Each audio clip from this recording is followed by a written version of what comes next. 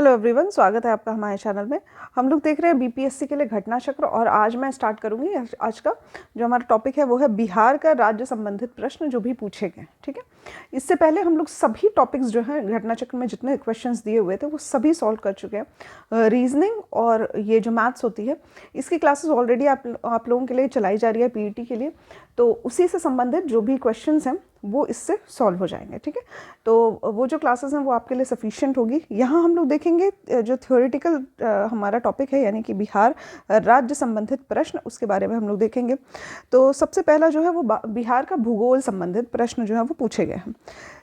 पहला प्रश्न है हमारा, बिहार के निम्न हिस्सों में से कौन सा हिस्सा भूतात्विक दृष्टि से अपेक्षाकृत पुराना है। ठीक है, तो देखा जाए तो कौन सा ऐसा प्लेटू है, पठार है या फिर ऐसी पहाड़ी है जो कि पुरानी है, काफ़ी ओल्डेस्ट है, ओल्डेस्ट स्ट्रक्चर देखा जाए तो कौन सा है यहाँ पे। तो हमारा खड़गपुर की पहाड़ियाँ जो हैं वो सबसे पुरानी हो जाएंगी इन सभी के कंपैरिजन में। देखा जाए रोहतास हुआ या उत्तर पश्चिमी पहाड़ियाँ हुई, उत्तर गंगा मैदान हुए। उत्तर गंगा मैदान तो सबसे नया है, सबसे नया जो है हमारा न्यूएस्ट लैंडफॉर्म वो तो हो जाएगा उत्तर गंगा मैदान। वहीं अगर बात की जाए खड़गपुर पहाड़ियाँ, तो ये सबसे पुराना स्ट्रक्चर है हमारा, ये धारवाड़ क्रम की पहाड़ियाँ हैं।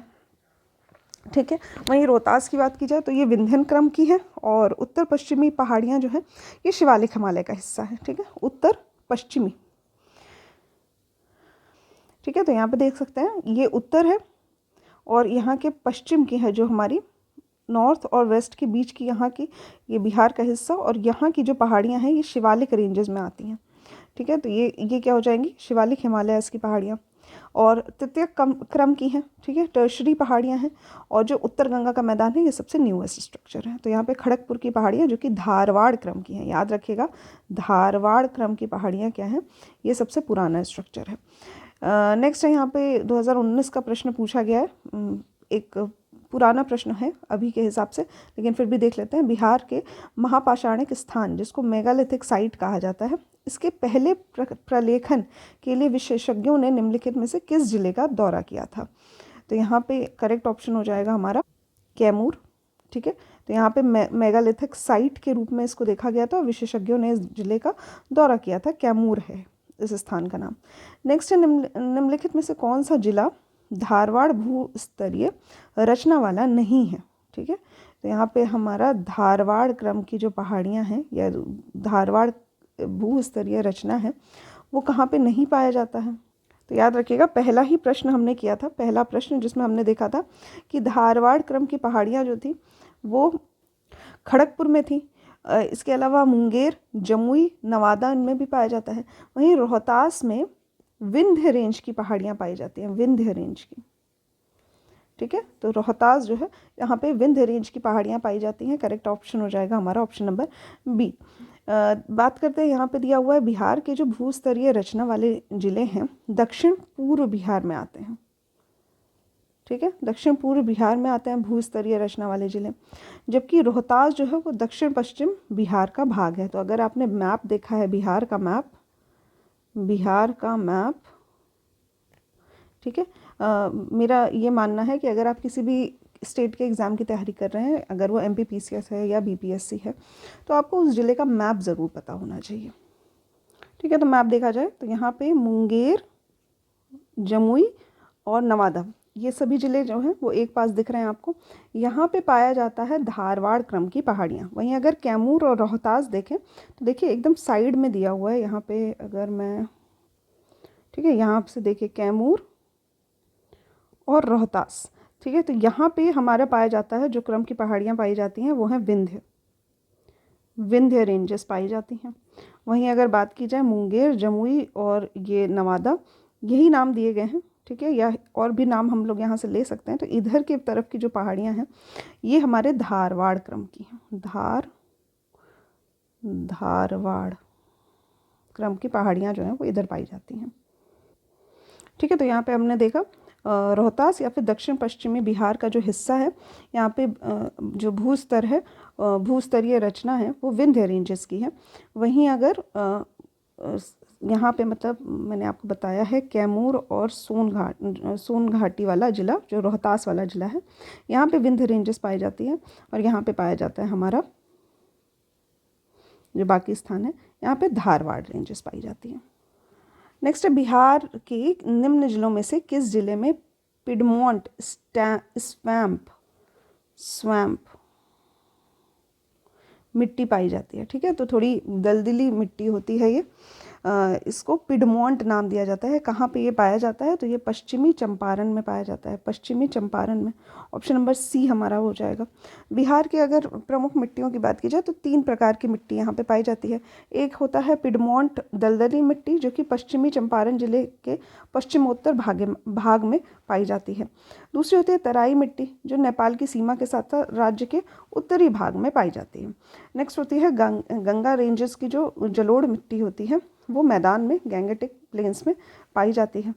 ठीक है, तो यहाँ पे हो जाएगा हमारा पिडमोंट दलदली मिट्टी, एक तराई मिट्टी और एक है जलोढ़ मिट्टी।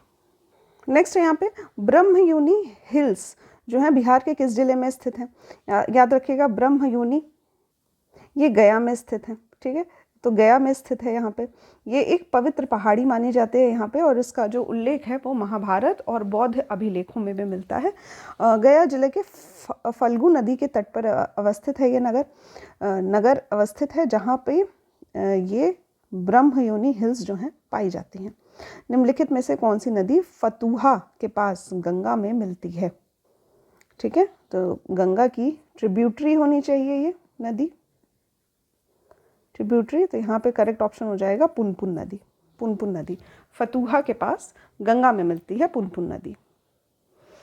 ठीक है, पुनपुन नदी की बात की जाए तो ये नागपुर पठार पलामू झारखंड से निकलती है।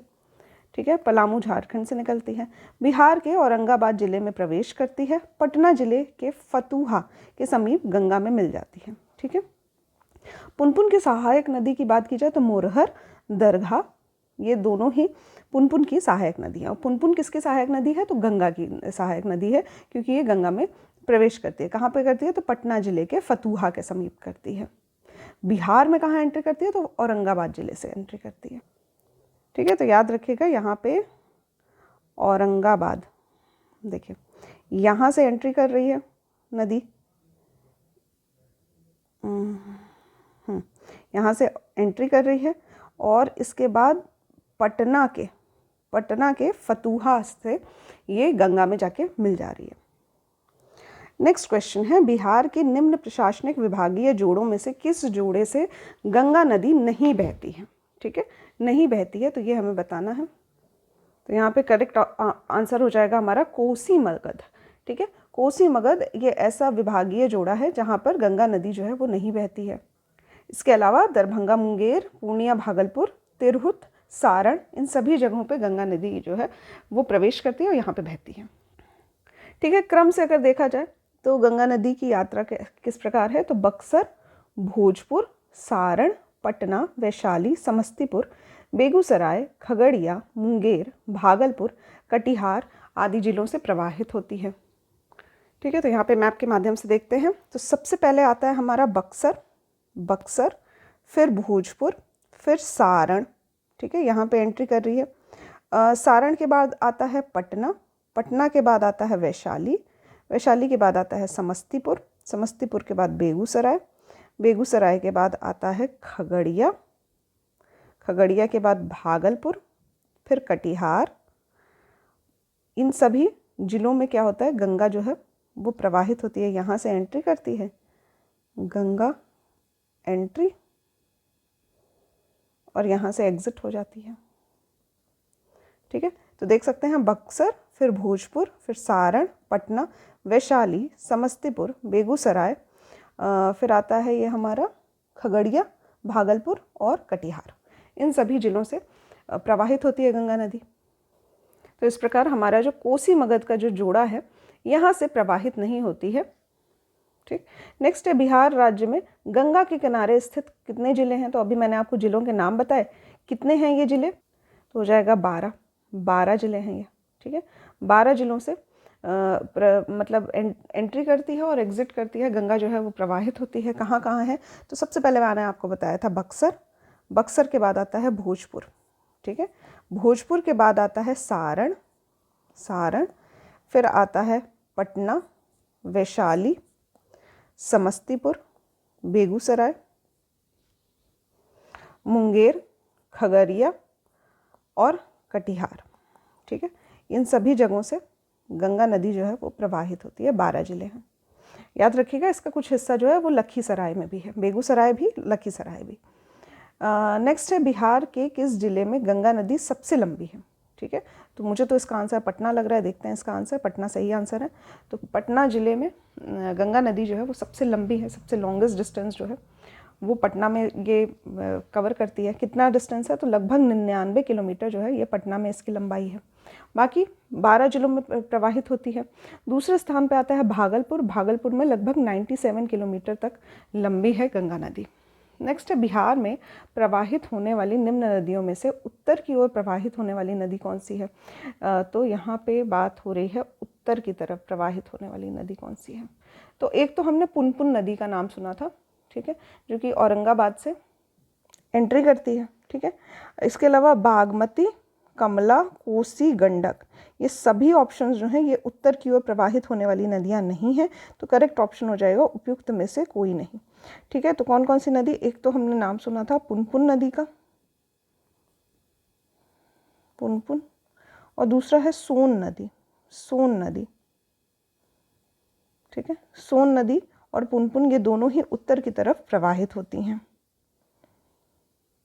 और गंगा में मिल जाती हैं। नेक्स्ट है, कोपेन के जलवायु वर्गीकरण के अनुसार उत्तर बिहार की जलवायु किससे प्रदर्शित होती है? तो कोपेन के द्वारा जलवायु वर्गीकरण किया गया था। जितने भी इंडिया के स्टेट्स हैं या फिर एरियाज़ हैं, इनको डिफरेंट सिंबल्स दिए गए थे या अल्फ़ाबेट्स दिए गए थे। अगर बिहार की बात की जाए, स्पेशली उत्तर बिहार की बात की जाए, तो इसको CWG दिया गया है। CWG जो है ये दिया गया है जलवायु वर्गीकरण। नेक्स्ट है, बिहार के किस कृषि जलवायु क्षेत्र में सबसे अधिक जिले हैं? ठीक है, तो कृषि जलवायु क्षेत्र जहाँ पे सबसे अधिक जिले हैं वो है उत्तर पश्चिम, उत्तर पश्चिम। ठीक, तो यहाँ पे इधर की तरफ पे कृषि जलवायु क्षेत्र के सबसे अधिक जिले जो हैं वो पाए जाते हैं उत्तर पश्चिमी क्षेत्र में। ठीक है, तो इसी क्षेत्र में, जिसको मध्य गंगा का मैदानी क्षेत्र भी कहा जाता है, तो मिट्टी के लक्षण, वर्षा, तापमान या भूभाग के आधार पर बिहार को 3 उपक्षेत्रों में बांटा गया है। एक है उत्तर पूर्व, ठीक है, एक है उत्तर पूर्व। इसको देखते हैं हम लोग इस तरह से। मान लीजिए ये है हमारा एक क्षेत्र,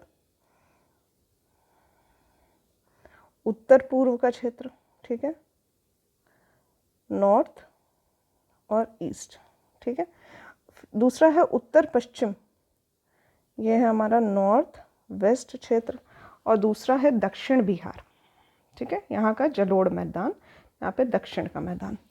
तो यहाँ पे जो है हमारा उत्तर पूर्वी और उत्तर पश्चिम जलोढ़ मैदान और दक्षिण बिहार का मैदान इसमें बांटा गया है। दक्षिण बिहार जलोढ़ मैदान को पुनः दक्षिण पूर्व तथा दक्षिण पश्चिम में भी वर्गीकृत किया गया है। तो इसको इधर भी और इधर भी वर्गीकृत किया जा सकता है। अगर हम उन लोग उत्तर पश्चिम की बात करें तो इसमें 12 जिले शामिल हैं, 12 जिले।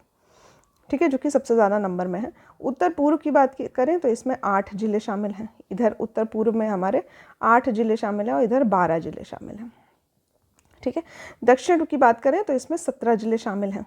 ठीक है, जिसमें ए जोन में आते हैं 6 जिले और बी जोन में आते हैं 11 जिले। तो इस प्रकार से सर्वाधिक जिले जो हैं वो उत्तर पश्चिम जोन में शामिल हैं। उत्तर पश्चिम कैसे सर्वाधिक हुए? तो याद रखिएगा, इधर में अगर मैं ऐसे बनाऊं तो इधर में 12 जिले हैं। ठीक है, इसमें हमारे जो इधर का हमारा नॉर्थ ईस्ट है इसमें 8 जिले आते हैं। ठीक है, साउथ वाला जो है इसको 2 प्रकार से वर्गीकृत किया गया है। एक है दक्षिण पूर्व जोन, जिसको ए कहा जा रहा है, दक्षिण पूर्व, इसमें 6 जिले हैं। और अगर हम लोग दक्षिण पश्चिम की बात करें तो इसमें हमारे 11 जिले शामिल हैं। तो सबसे ज़्यादा जिले कहाँ हो गए? नॉर्थ वेस्ट में हुए। तो उत्तर पश्चिम जोन जो है वो हमारा आंसर हो जाएगा। नेक्स्ट है, मुजफ्फरपुर, दरभंगा तथा चंपारण जिले में कौन सी मिट्टी अधिकांशतः पाई जाती है? तो याद रखिएगा, मुजफ्फरपुर है या दरभंगा है या चंपारण के ज़िले हैं, इसमें जो गंगा नदी के मैदानी क्षेत्र हैं ये सभी। ठीक है, मैदानी क्षेत्र में आते हैं। तो यहाँ पे नवीन जलोढ़ मिट्टी पाई जाती है, न्यू एलुवियल सॉइल जो है वो पाई जाती है। ऑप्शन नंबर बी हमारा सही हो जाएगा। ठीक, तो यहाँ पे दरभंगा, मुजफ्फरपुर, चंपारण जिले में नवीन जलोढ़ मिट्टी पाई जाती है।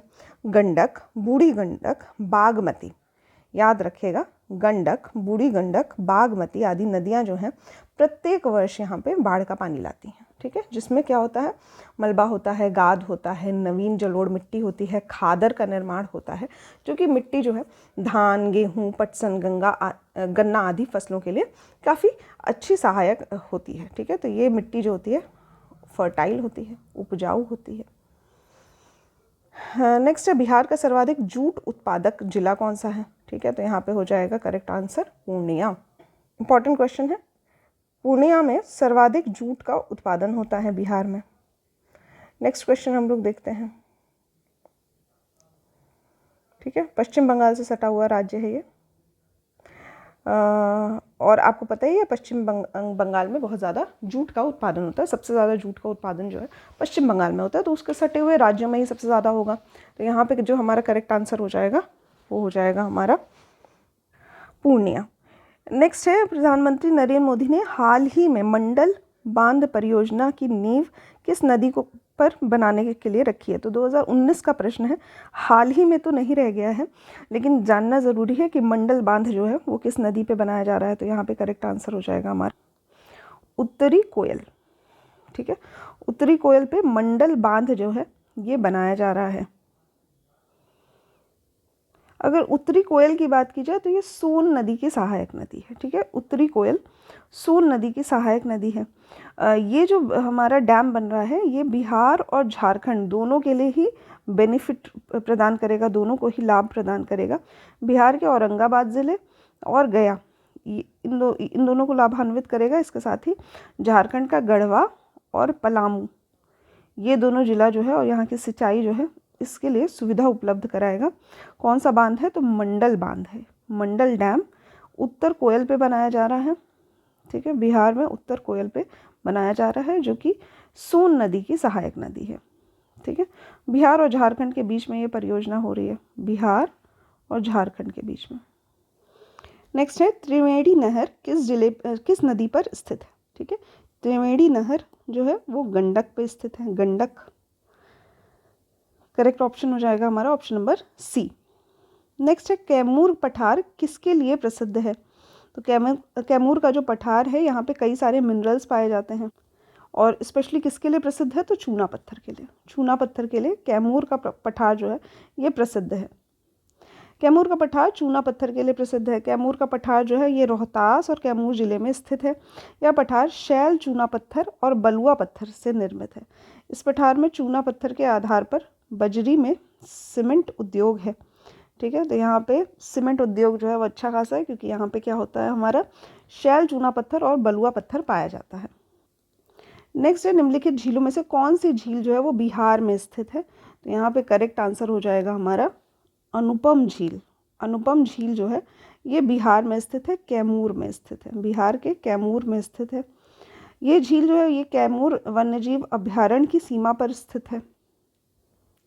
यहाँ पे कैमूर वाइल्ड लाइफ सेंचुरी जो है ये बिहार का सबसे बड़ा वाइल्ड लाइफ सेंचुरी है, वन्यजीव अभयारण्य है। सांभर की अगर बात की जाए तो ये राजस्थान में स्थित है, जयपुर में। सुखना झील जो है ये चंडीगढ़ में स्थित है, और कामा झील जो है ये हरियाणा में स्थित है। तो ये बाकी ऑप्शंस भी हमने देख लिए कि सांभर राजस्थान में है, सुखना जो है वो चंडीगढ़ में है, और कामा झील जो है वो हरियाणा में स्थित है। उत्तर बिहार किसके लिए प्रसिद्ध है? तो यहाँ पे बाढ़ बहुत आती है। ठीक है, बाढ़ बहुत आती है, स्पेशली जो बिहार का शोक जिसको कहा जाता है, कोसी नदी, ये हमेशा ही बाढ़ग्रस्त रहती है। ठीक है, और क्योंकि ये अपना रास्ता बदलती है तो जिस भी रास्ते से आती है वहाँ पे बाढ़ लेके आती है। तो उत्तर बिहार जो है वो बाढ़ के लिए प्रसिद्ध है। ठीक है, नेक्स्ट है, बिहार के क्षेत्रफल में कुल बोई गई भूमि का प्रतिशत कितना है? तो ये यहाँ पे ये एक स्टार मार्क्ड प्रश्न है, क्योंकि हर साल बोई गई भूमि का जो प्रतिशत है वो बदलता रहता है, ऐसे कोई एक समान तो रहता नहीं है। तो यहाँ पे करेक्ट आंसर जो उस समय का डेटा दिया गया है 2021-22 के अनुसार जो प्रतिशत था वो लगभग 80 से भी कम था, 78% था। ठीक है, नेक्स्ट है बिहार में कोयले का अनुमानित भंडार कितना है। तो बहुत ही फैक्चुअल क्वेश्चन पूछा गया है और याद रखिएगा 2008 का ही प्रश्न है दोनों ही। तो यहाँ पे 16 करोड़ टन जो है ये कोयला अनुमानित भंडार है कि यहाँ पे इतना कोयला जो है ये पाया जाता है।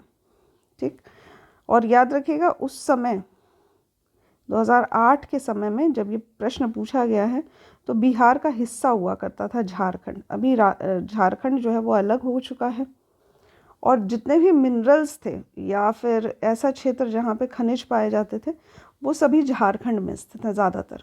तो अभी बिहार को काफ़ी नुकसान हुआ है इस कारण से, क्योंकि झारखंड में ही ज़्यादातर इम्पोर्टेंट एरिया जो है वो जा चुके हैं।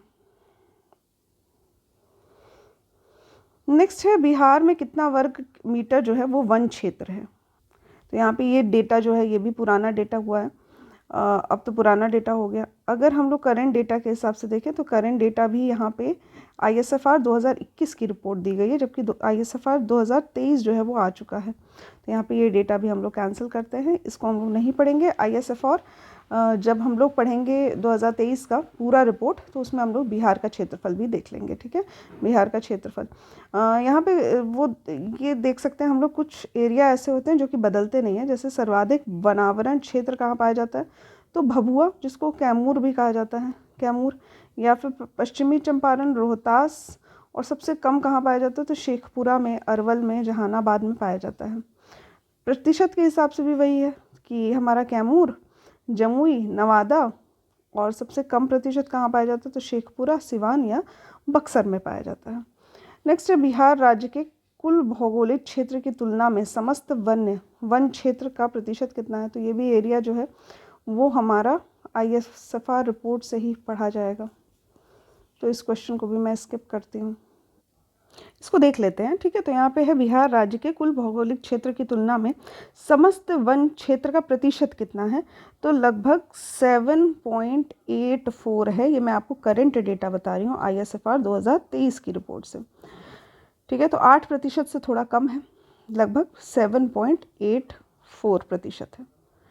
ठीक, तो ये हो जाएगा। नेक्स्ट है निम्नलिखित में से कौन सा जिला सबसे अधिक घने पतझड़ वाले वन क्षेत्र से घिरा है। तो यहाँ पे करंट डेटा के हिसाब से पश्चिम चंपारण है। ठीक है, करंट डेटा के हिसाब से पश्चिम चंपारण है, और यहाँ पे 2019 में पूछा गया प्रश्न है, इसमें भी पश्चिम चंपारण को ही कंसीडर किया गया है। नेक्स्ट, निम्नलिखित में से कौन सा शहर बिहार के सबसे पूर्वी भाग में स्थित है। तो इसके लिए तो आपको मैप पता होना चाहिए।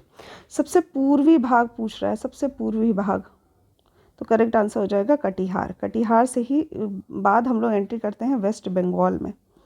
ठीक है, तो यहाँ पे ये क्या हो जाएगा, हमारा सबसे पूर्वी भाग या पूर्वी जिला हो जाएगा।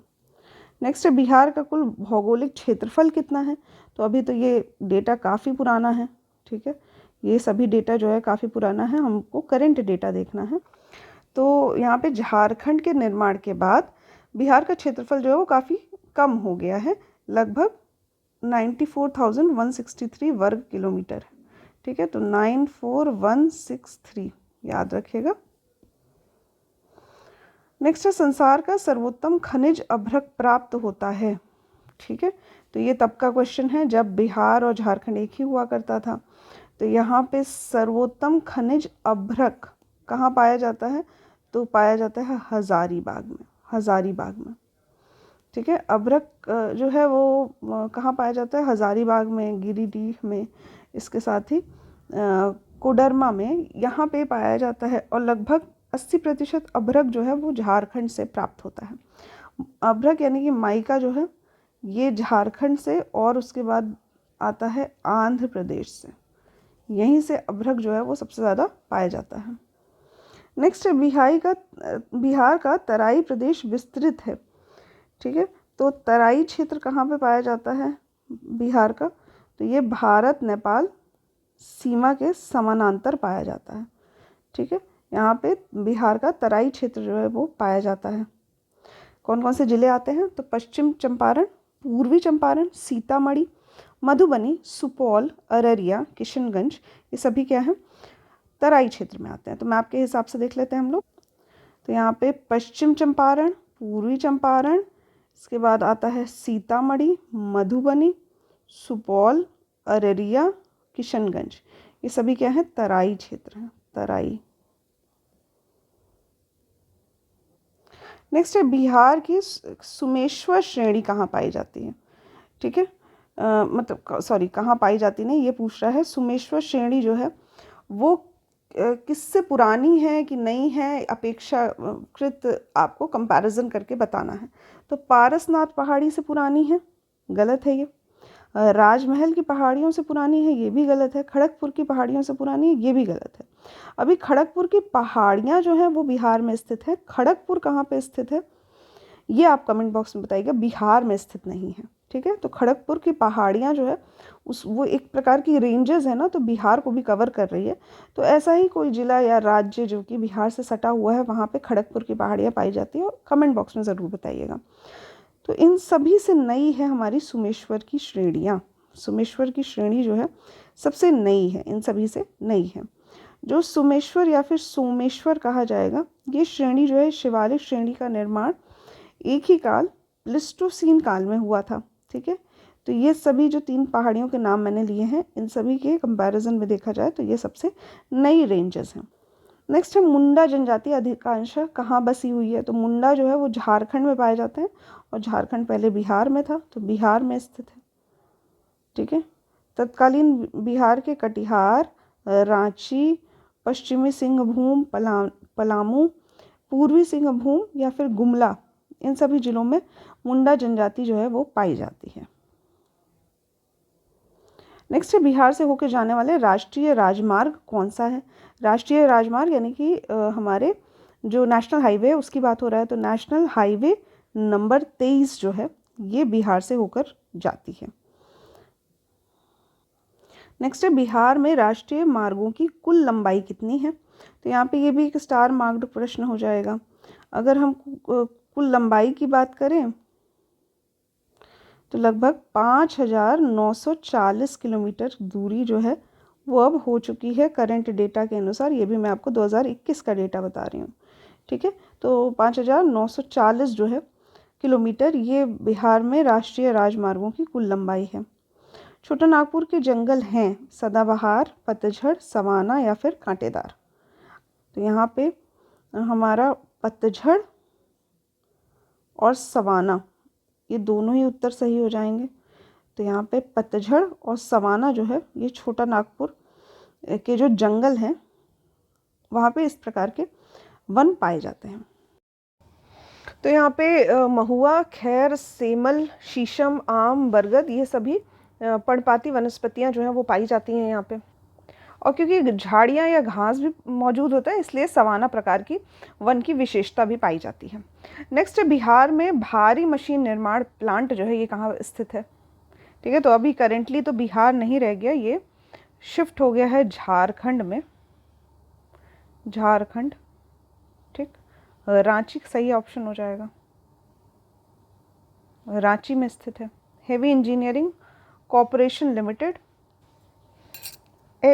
HECL ये रांची में स्थित है।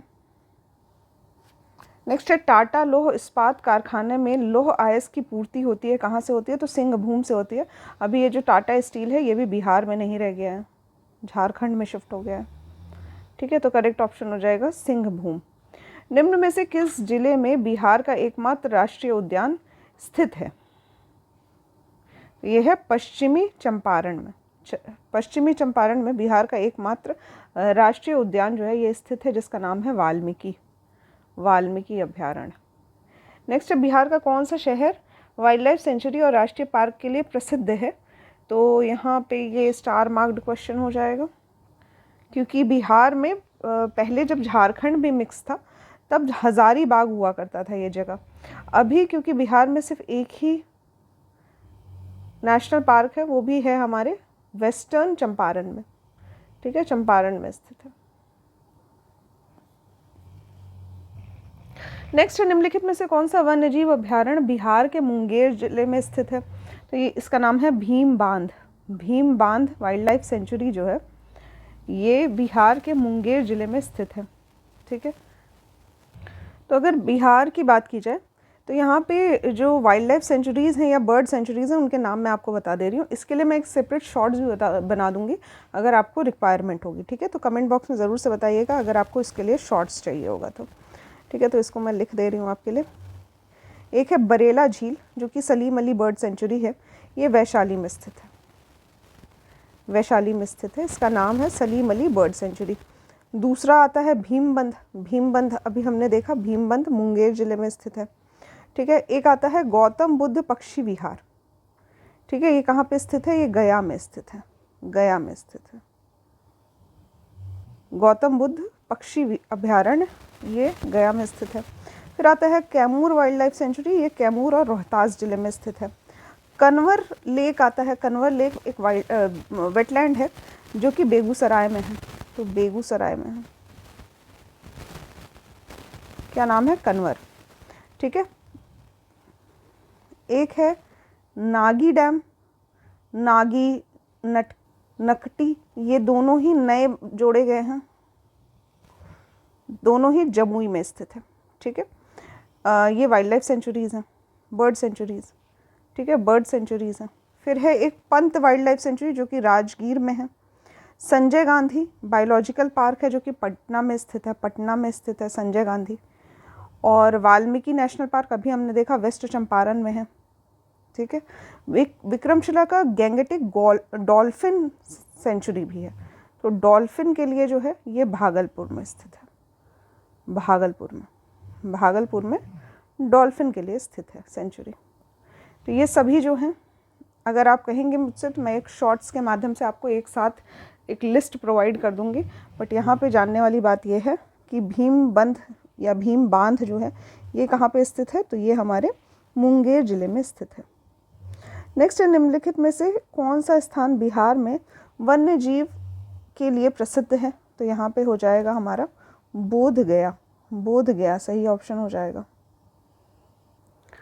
नेक्स्ट है यहाँ पे कोयले पर चलने वाले 3 थर्मल पावर प्लांट स्टेशन जो बिहार में स्थित है, ये आपको बताना है। तो अब ये फिर से बिहार में स्थित नहीं रह गया, 1999 का है प्रश्न। तो बोकारो हो जाएगा, चंद्रापुर हो जाएगा, संताल डीह हो जाएगा। और वर्तमान में ये तीनों ही झारखंड राज्य में स्थित है। तो थर्मल पावर प्लांट्स जो हैं, मतलब जितनी भी इम्पॉर्टेंट चीज़ें हैं, कोयले से संबंधित क्षेत्र, कोयले के स्थान, इम्पॉर्टेंट मिनरल्स के क्षेत्र, ये सभी तो झारखंड में शिफ्ट हो गए हैं। अभी बिहार में उत्पादन के लिए या फिर पावर प्लांट्स के लिए ज़्यादा कुछ बचा नहीं है, ठीक है। तो बिहार में बरौनी है, बाढ़ और कहलगांव कोयला आधारित थर्मल पावर प्लांट स्टेशन जहाँ पे एनटीपीसी द्वारा संचालित किया जाता है, ठीक है। याद रखिएगा, बरौनी में है, कहलगांव में है और बाढ़ में है। बिहार में मैथन उत्पादन करता है। तो मैथन एक डैम है जो कि जल शक्ति का उत्पादन करता है। मैथन डैम का निर्माण जो है ये दामोदर नदी की सहायक नदी जिसका नाम है बराकर नदी, बराकर नदी पे मैथन डैम जो है इसकी स्थापना की गई है। ये करता क्या है? तो डैम्स का काम ये होता है कि जल विद्युत संयंत्र की स्थापना करना, मतलब जो हाइड्रो पावर एनर्जी है, हाइड्रो पावर है, उसको इलेक्ट्रिक पावर में कन्वर्ट करना, इलेक्ट्रिक पावर में कन्वर्ट करना। ये जो मैथन डैम है ये धनबाद जिले में स्थित है झारखंड के। वहीं अगर जल विद्युत स्टेशन की बात की जाए तो ये पश्चिम बंगाल में स्थित है। नेक्स्ट प्रश्न है, पुराने बिहार का कितना प्रतिशत जमीन लेकर झारखंड राज्य बनाया गया है? बहुत ही इंपॉर्टेंट प्रश्न है, ये काफ़ी इंपॉर्टेंट प्रश्न है। तो यहाँ पे 45.85% जो है इतनी ज़मीन को लेकर झारखंड बनाया गया है बिहार का। और ये जो ज़मीन है ये काफ़ी अच्छी भूमि है क्योंकि यहाँ पे सिंहभूम क्षेत्र स्थित है, यहाँ पे सभी मिनरल्स मिलते हैं, जो भी कोयला उत्पादन क्षेत्र है वो भी यहीं पे पाया जाता है। तो ये सभी जो है झारखंड में शिफ्ट हो गए हैं, ठीक है। 15 नवंबर 2000 को नया राज्य झारखंड जो है वो स्थापित किया गया था। इसकी राजधानी रांची को बनाया गया था, ठीक है। तो पुराने बिहार का लगभग 45% या उससे ज़्यादा ही लिया गया था। उसके बाद झारखंड राज्य बना। नेक्स्ट, झारखंड बनने के पश्चात बिहार में लगभग कितने ज़िले रह गए हैं? तो याद रखिएगा इसका आंसर हो जाएगा 37, ठीक है। तो झारखंड बनने के बाद बिहार में 37 ज़िले हैं, ठीक है। इससे पूर्व बिहार में 55 ज़िले हुआ करते थे, तो 55 ज़िले। अब जो नया झारखंड बना उसमें 18 ज़िले चले गए और बाकी जितने बचे वो सभी थे अभी वर्तमान की बात की जाए तो बिहार में 38 ज़िले हैं, 38, ठीक है। अरवल जो है वो आखिरी बना ज़िला है, ठीक है। तो 38 ज़िले हैं और सबसे जो नया 2001 में बनाया गया है उसका नाम है अरवल, ठीक है, जो कि जहानाबाद को विभाजित करके बनाया गया है। नेक्स्ट है बिहार की सिंचाई क्षमता अंततः कितनी है। तो यहाँ पे सिंचाई क्षमता का डेटा जो है वो काफ़ी पुराना है, इसलिए हम लोग नए डेटा के साथ चलेंगे। तो 117.54 लाख हेक्टेयर जो है ये क्षमता है बिहार का, जो सिंचाई क्षमता है, ठीक है, इरिगेशन कैपेसिटी है वो इतनी है। मूरी जाना जाता है, तो मूरी जो है क्षेत्र है ये जाना जाता है किसके लिए, एल्युमिनियम प्लांट के लिए जाना जाता है, ठीक है। ये भी झारखंड में स्थित है वर्तमान में। मूरी में हिंडाल्को का प्लांट है जो कि एल्युमिनियम का शोधन संयंत्र भी यहाँ पे स्थापित है। तो वो मूरी कहाँ पे स्थित है, झारखंड में। किसके लिए फेमस है, तो हिंडाल्को के लिए, हिंडाल्को, ठीक है, यहाँ पे एल्युमिनियम पाया जाता है। नेक्स्ट है कौन सा प्रमुख उद्योग मूरी में स्थित है, तो यहाँ पे एल्युमिनियम उद्योग है, एल्युमिनियम। नेक्स्ट है पटना का जो स्थानीय समय है ये भारतीय मानक समय से आगे है या पीछे है या उसके बराबर है या इससे कोई भी संबंधित नहीं है, ये ऑप्शंस दिए गए हैं। तो यहाँ पे पटना का जो स्थानीय समय है ये भारतीय मानक समय से आगे है, ठीक है, थोड़ा आगे है। अगर ये हमारे भारत की जो समय रेखा है वो गुजरती है तो पटना यहाँ पे स्थित है कहीं पे, ठीक, यहाँ पे कहीं पटना स्थित है, तो ये समय मानक जो समय है उससे आगे चलता है, ठीक है। जुलाई 2018 तक पटना जिला बिहार के कितने ज़िलों से सीमाबद्ध था। तो इसके लिए फिर से हम लोग मैप देखते हैं। यहाँ पे है ये हमारा पटना, पटना और कौन कौन से ज़िले जो हैं वो इससे संबंधित हैं या इससे कनेक्टेड हैं। तो एक तो सारण है, दूसरा वैशाली है, तीसरा भोजपुर है, अरवल है, ठीक है, जहानाबाद से मतलब इसको विभाजित करके अरवल बना था 2001 में। 5 जहानाबाद हो जाएगा, 6 नालंदा, शेखपुरा, 7, 8 लखीसराय, 9 बेगूसराय और 10 समस्तीपुर, ठीक है। तो यहाँ से तो मेरा आंसर ये 10 आ रहे हैं। देखते हैं आंसर क्या दिया हुआ है, ठीक है। तो उस समय 9 दिया हुआ है आंसर। अभी करेक्ट आंसर जो है वो है भोजपुर, सारण, वैशाली, समस्तीपुर, बेगूसराय, लखीसराय, नालंदा, जहानाबाद और अरवल। तो यहाँ पे करेक्ट आंसर हो जाएगा ऑप्शन नंबर 9। माफ़ करिएगा, यहाँ पे मैंने मैप में शेखपुरा भी कंसीडर किया था। शेखपुरा देखिएगा, यहाँ पे मैंने शेखपुरा भी बताया था, पर शेखपुरा देखिए कनेक्टेड नहीं है, यहाँ पे बाउंड्री है। तो 9 ज़िले ऐसे हैं जो कि पटना से कनेक्टेड हैं, ठीक है। नाम मैंने आपको बता दिया, भोजपुर, सारण, वैशाली, समस्तीपुर, बेगूसराय, लखीसराय, नालंदा, जहानाबाद और अरवल। नेक्स्ट है बिहार में कृषि योग्य भूमि का कितना प्रतिशत भाग सिंचित है। तो यहाँ पे 50% से अधिक भाग जो है वो है सिंचित, इरिगेटेड पार्ट है वो। नेक्स्ट है पूर्व में बंगाल का शोक कही जाने वाली बिहार से उद्गम होने वाली नदी कौन सी है। तो यहाँ पे दामोदर नदी, जिसको बिहार का बंगाल का शोक कहा जाता है। बिहार का शोक किसको कहा जाता है ये आप कमेंट बॉक्स में बताइएगा। बिहार का शोक कौन सी नदी को कहा जाता है, और बंगाल का शोक जो है वो दामोदर नदी को कहा जाता है। इसका उद्गम जो है ये बिहार से होता है, ठीक है। अभी करेंटली बिहार से नहीं, झारखंड से होता है। झारखंड के लातेहार ज़िले से उद्गम होता है इसका, दामोदर नदी का, ठीक है। पहले बिहार में हुआ करता था।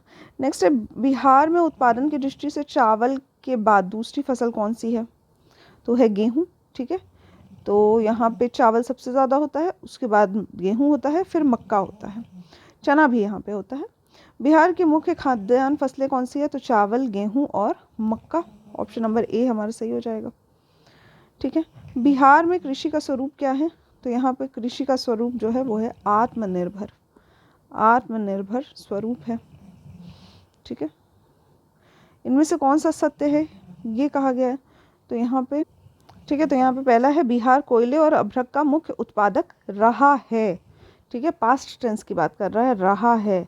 तो ये सही है, क्योंकि जब झारखंड शामिल था बिहार में तो उस वक्त पे बिहार जो है वो कोयला और अभ्रक दोनों का ही मुख्य मुख्य उत्पादक हुआ करता था। ठीक है, तो ये सत्य हो सकता है, ये कथन सत्य, ठीक है, अगर हम झारखंड को कंसीडर करें।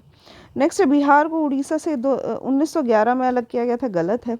झारखंड बनने के बाद बिहार की सीमा उड़ीसा से लगती है, ये तो एकदम ही गलत है। बिहार में एक सदनीय विधान पालिका है, ये भी गलत है। तो हमारा सही ऑप्शन हो जाएगा ऑप्शन नंबर ए।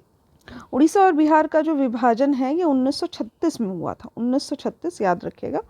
और झारखंड राज्य बनने के बाद बिहार की जो सीमा है वो उड़ीसा से नहीं लगती है, और बिहार में द्विसदनीय विधायिका है। नेक्स्ट है पलामू, रांची किस खनिज के लिए प्रसिद्ध है? तो यहाँ पे पलामू जो रांची में स्थित है, जो कि झारखंड में है, ये लौह अयस्क के लिए स्थित है। ठीक है, यहाँ पे लोहा पाया जाता है पलामू में।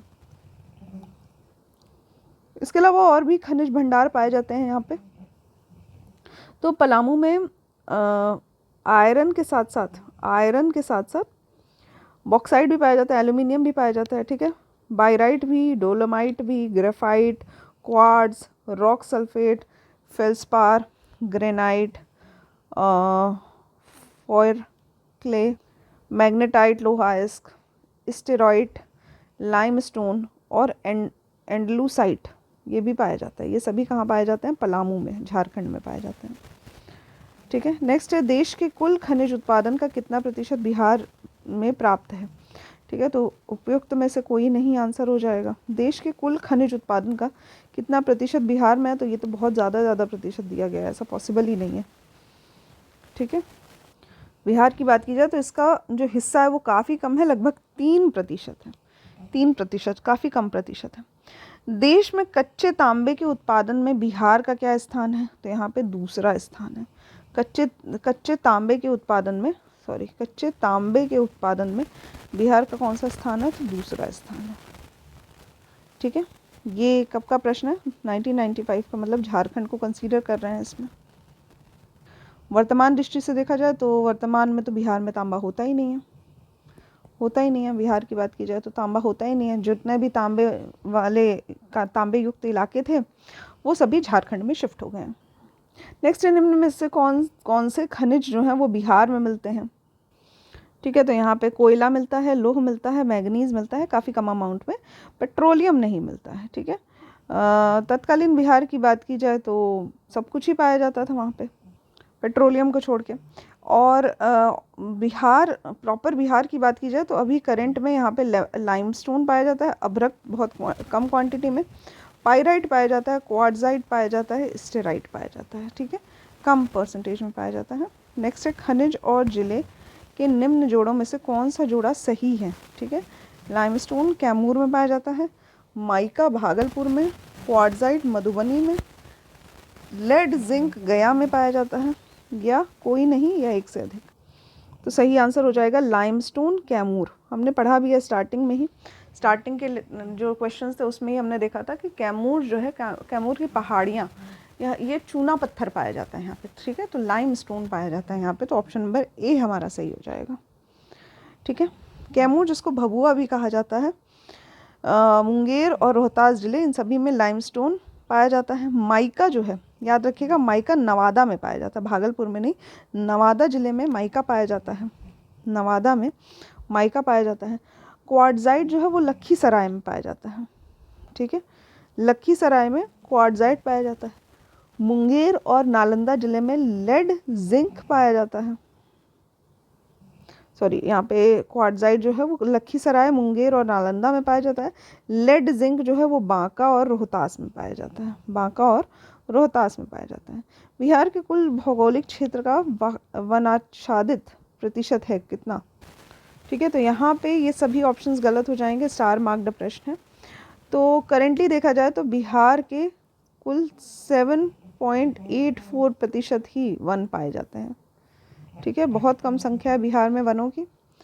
तो यहाँ पे रिपोर्ट के अनुसार लगभग 7.84% जो है ये वन पाए जाते हैं। नेक्स्ट है बिहार में लौह अयस्क प्राप्त होता है, तो अब तो झारखंड में प्राप्त होता है, ये बिहार में नहीं होता है। तो यहाँ पे सिंहभूम जिले में लौह अयस्क जो है वहाँ से प्राप्त होता है। नेक्स्ट है भारत में बिहार अग्रणी उत्पादक है किसका? तो यहाँ पे कैमूर में जो भाबरू जगह है, यहाँ पे चूना पत्थर का उत्पादन होता है। ठीक है, चूना पत्थर का, लाइमस्टोन का। भारत में निम्नलिखित के उत्पादन में बिहार का एकाधिकार है, तो यहाँ पे करेक्ट आंसर हो जाएगा चूना, पाइराइट। पाइराइट सही आंसर हो जाएगा। तो पाइराइट जो है बिहार में जो उत्पादन होता है पाइराइट का, यहाँ पे इसकी मोनोपोली है, एकाधिकार है, ठीक है, पाइराइट का। ठीक है, तो पाइराइट क्या होता है, Fe2S, जिसे फूल्स गोल्ड भी कहा जाता है। ठीक है, चमकीला होता है इसलिए इसे फूल्स गोल्ड भी कहा जाता है। और यहाँ पे पाइराइट जो है उसमें बिहार का एकाधिकार है। नेक्स्ट है, बिहार के किस जिले में अभ्रक का भंडार है। ठीक है, तो हमने ऊपर देखा था कि माइका जो है अभ्रक, ये सबसे ज़्यादा पाया जाता है कहाँ पे, नवादा में, नवादा में। ठीक है, तो सभी ऑप्शंस जो हैं वो गलत हो जाएंगे, उपयुक्त में से कोई नहीं। नेक्स्ट है, झारखंड का लौह अयस्क उत्पादन में सर्वाधिक महत्वपूर्ण जिला कौन सा है, तो सिंहभूम। सिंहभूम क्षेत्र जो है यहाँ पे सबसे ज़्यादा मिनरल्स होते हैं।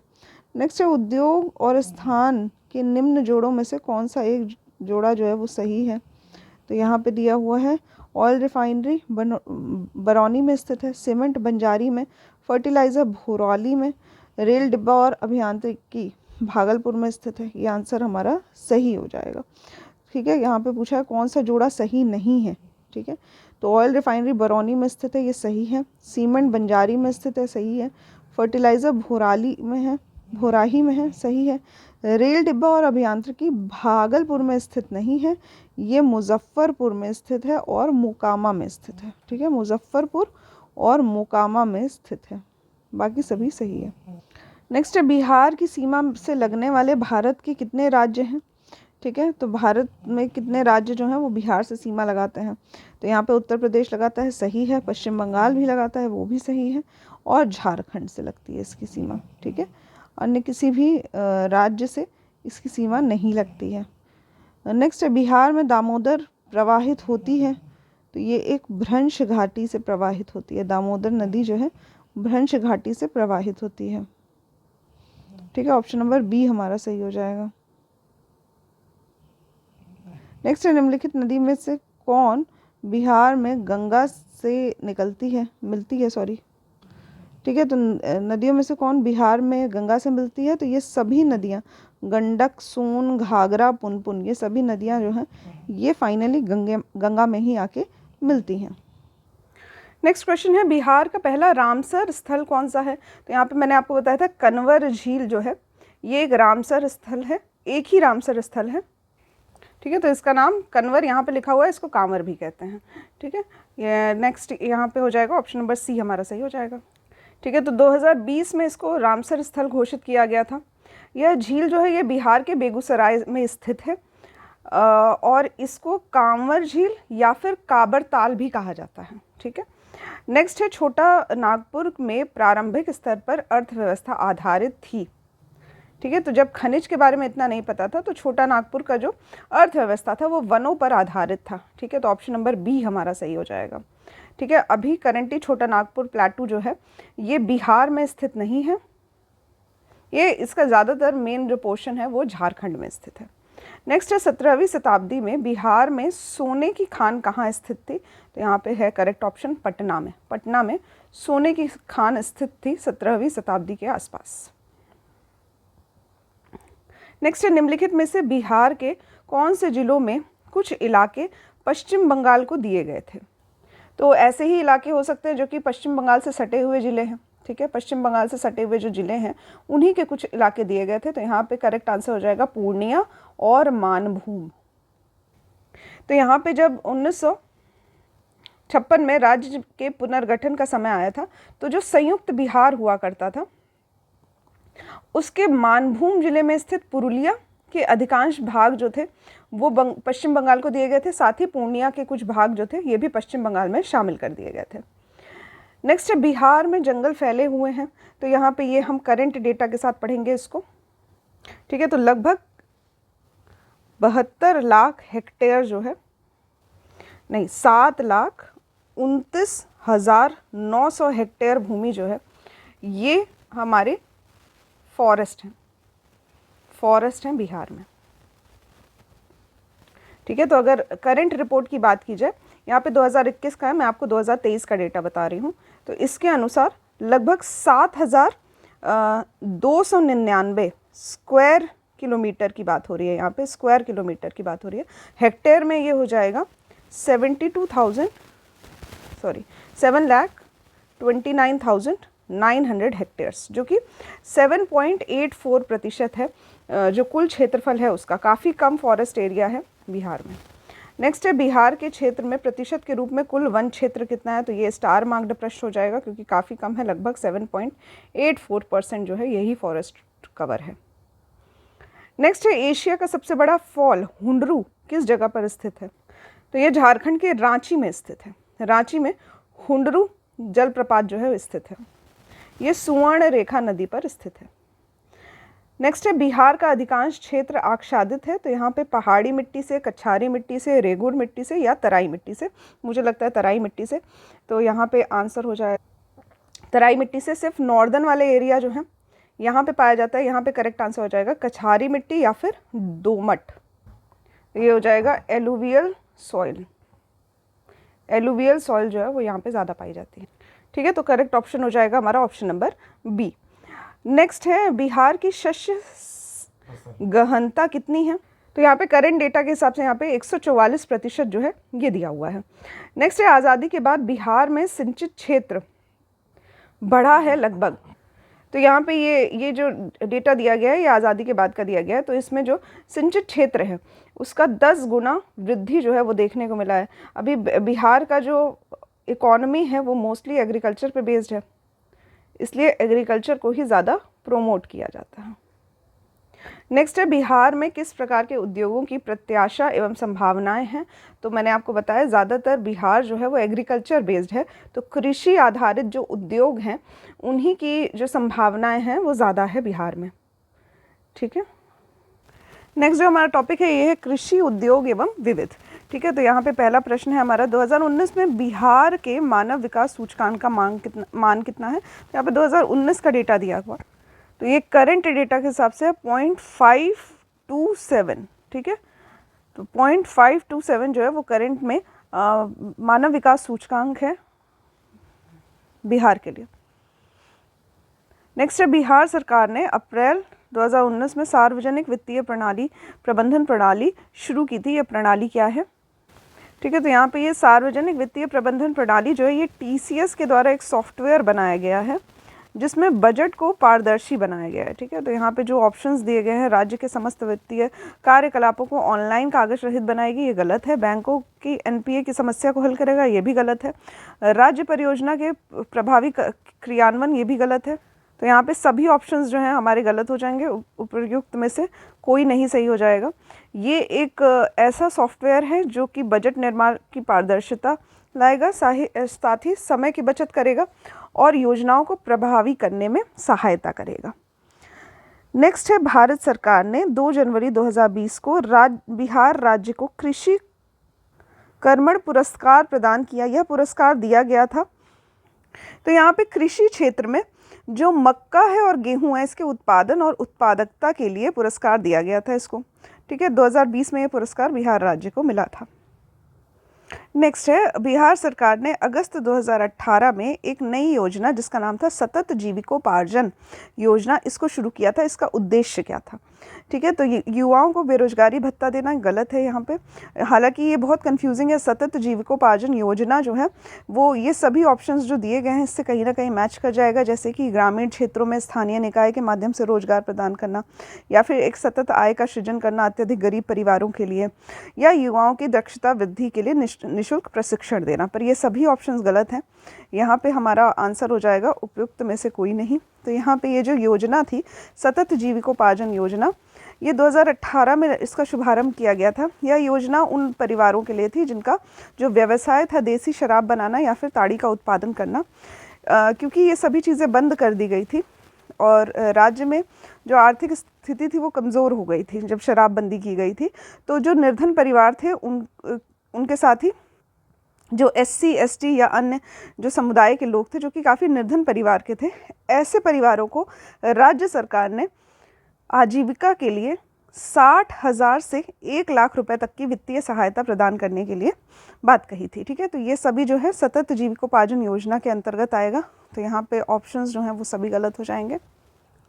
नेक्स्ट यहाँ है बिहार सरकार के 7 निश्चयों में निम्न में से कौन सा सम्मिलित नहीं है। तो यहाँ पे 2016 में लागू किए गए थे 7 निश्चय थे, जिसमें महिला को रोजगार, साफ पीने का पानी, सभी परिवारों के लिए बिजली आपूर्ति, ये सही है। बाल कल्याण इसमें शामिल नहीं था। ठीक है, तो याद रखिएगा बिहार सरकार ने 5 वर्षों के लिए न्याय के साथ विकास पर आधारित एक साझा कार्यक्रम बनाया था। ठीक है, सरकार द्वारा विकसित बिहार के लिए 7 निश्चय लिए गए थे और इसको 2015 से 20 में सम्मिलित किया गया था, जैसे मंत्रिमंडल सचिवालय ने 2016 में लागू किया था। ठीक है, तो 21 दिसंबर 2016 को लागू हुआ था। इसमें 7 निश्चय थे। कौन कौन से थे? तो आर्थिक हल और युवाओं को बल, ये पहला था। दूसरा था आरक्षित रोजगार, महिलाओं का अधिकार। तीसरा था हर घर बिजली लगातार। नेक्स्ट था हमारा हर घर नल का जल। फिफ्थ था हमारा घर तक पक्की गली नालियाँ। शौचालय निर्माण नेक्स्ट था हमारा। और अवसर बढ़े, आगे बढ़े, मतलब ये नौकरी से संबंधित था हमारा, अपॉर्चुनिटीज़ को लेकर अवसर बढ़े। तो यहाँ पे ये सभी 7 निश्चय जो थे इनको शामिल किया गया था। नेक्स्ट है निम्नलिखित में से किस राज्य को केंद्र सरकार द्वारा विशेष श्रेणी दर्जा कभी प्रदान नहीं किया गया है। तो यहाँ पे बिहार जो है हमेशा मांग करता रहा है विशेष श्रेणी दर्जा की, लेकिन इसको प्राप्त नहीं किया गया है। जम्मू एंड कश्मीर, असम और नागालैंड को वर्ष 1969 में स्पेशल स्टेटस दिया गया। वहीं हिमाचल प्रदेश की बात की जाए तो 1971 में हिमाचल प्रदेश को स्पेशल स्टेटस मिला। मणिपुर, मेघालय, त्रिपुरा, ये सभी जो है 1972 में स्पेशल स्टेटस पाए थे ये लोग। और सिक्किम, अरुणाचल प्रदेश और मिज़ोरम को 1975 में मिला था। उत्तराखंड को 2001 में मिला था। बिहार सरकार ने 2013 में इस दर्जे की मांग की थी, लेकिन असफल रहा था। नेक्स्ट क्वेश्चन है 15वें वित्त आयोग की सिफारिश के अनुसार 2021 से 26 तक केंद्रीय करों के विभाज्य पुल में बिहार को कितना हिस्सा प्राप्त है। तो यहाँ पे उपयुक्त में से कोई नहीं हो जाएगा सही आंसर हमारा। ये क्वेश्चन काफ़ी इंपॉर्टेंट है, इसको याद रखिएगा। ठीक है, तो सभी राज्यों में सबसे सर्वाधिक हिस्सा जो है वो उत्तर प्रदेश को प्राप्त है, 17.9%। वहीं अगर बिहार की बात करें तो बिहार को मिला है 10%। नेक्स्ट क्वेश्चन है डिजिटल बिहार कार्यक्रम के तहत कौन से छात्र 21-22 में कंप्यूटर शिक्षा और प्रशिक्षण प्राप्त कर सकते हैं। यहाँ पे 21-22 की बात हो रही है, यहाँ पे ये पूछा गया प्रश्न है 2022 का। आप देख सकते हैं कि करंट के जो प्रश्न हैं, मतलब या फिर रीसेंट ईयर्स के जो प्रश्न हैं, वो ज़्यादातर योजना से पूछे गए हैं या फिर बिहार सरकार के जो भी कार्यक्रम हैं उनसे पूछे गए हैं। यहाँ पे 6th क्लास से ऊपर के जो भी स्टूडेंट्स हैं उन सबको कंप्यूटर शिक्षा और प्रशिक्षण प्राप्त कराया जाएगा। तो यहाँ पे कोई भी ऑप्शन मैच नहीं कर रहा है, उपयुक्त में से कोई नहीं आंसर सही हो जाएगा। ठीक है, तो 6ठी क्लास कक्षा से लेकर ऊपर तक की सभी कक्षाओं के लिए विद्यार्थी के लिए कंप्यूटर शिक्षा और प्रशिक्षण प्राप्त करना आवश्यक है। नेक्स्ट है बिहार सरकार को डिजिटल इंडिया अवार्ड किस लिए दिया गया था। तो याद रखिएगा ये भी इम्पॉर्टेंट है। डिजिटल इंडिया अवार्ड जो है ये दिया गया था कोविड-19 में जो लॉकडाउन लगा था, इसके दौरान बिहार के बाहर फंसे लोगों को सेवाएं प्रदान करने के लिए ये अवार्ड दिया गया था बिहार को। नेक्स्ट प्रश्न है बिहार में वर्ष 2021-22 के लिए पेश किए गए बजट में प्रस्तावित नया मंत्रालय किस पर केंद्रित है। तो यहाँ पे मंत्रालय जो है इसके लिए तो आंसर हो जाएगा हमारा नन ऑफ दीज। ठीक है, ऐसा कोई भी मंत्रालय जो है वो नया नहीं बनाया गया, जैसे बाल देखभाल, महिला सशक्तिकरण, आधारभूत संरचना विकास, कौशल एवं उद्यमिता विकास। वहीं अगर बात की जाए इसके एक्सप्लेनेशन की, तो वर्तमान में बिहार राज्य में ITI जो है इसका संचालन श्रम संसाधन विभाग द्वारा किया जाता है। वहीं पॉलिटेक्निक का जो संचालन है ये DST के द्वारा, यानी कि विज्ञान एवं प्रौद्योगिकी विभाग के द्वारा किया जाता है। तो यहाँ पे ये दोनों ही विभाग जो हैं वो काफ़ी अलग कार्य करते हैं। तो इनमें एक रूप बनाने के लिए एक स्किल डेवलपमेंट और उद्यमिता विभाग का गठन किया गया है इस बजट में। तो यहाँ पे ये एक विभाग है, मंत्रालय नहीं है, इसलिए इसका आंसर नन ऑफ दीज हो जाएगा। ठीक है, तो यहाँ पे 10 क्वेश्चन जो हैं वो हम लोग कर चुके हैं। बिहार में जो भी प्रोग्राम्स हुए हैं, कार्यक्रम हुए हैं, उन पे पूछे गए प्रश्न हैं और साथ ही हमने बिहार के भूगोल को भी देखा है। नेक्स्ट लेक्चर में हम लोग इसके साथ कंटिन्यू करेंगे, साथ ही बिहार की हिस्ट्री के जो प्रश्न पूछे गए हैं उसके बारे में हम लोग देखेंगे। ठीक है, तो आज के लेक्चर में बस इतना ही। Thank you for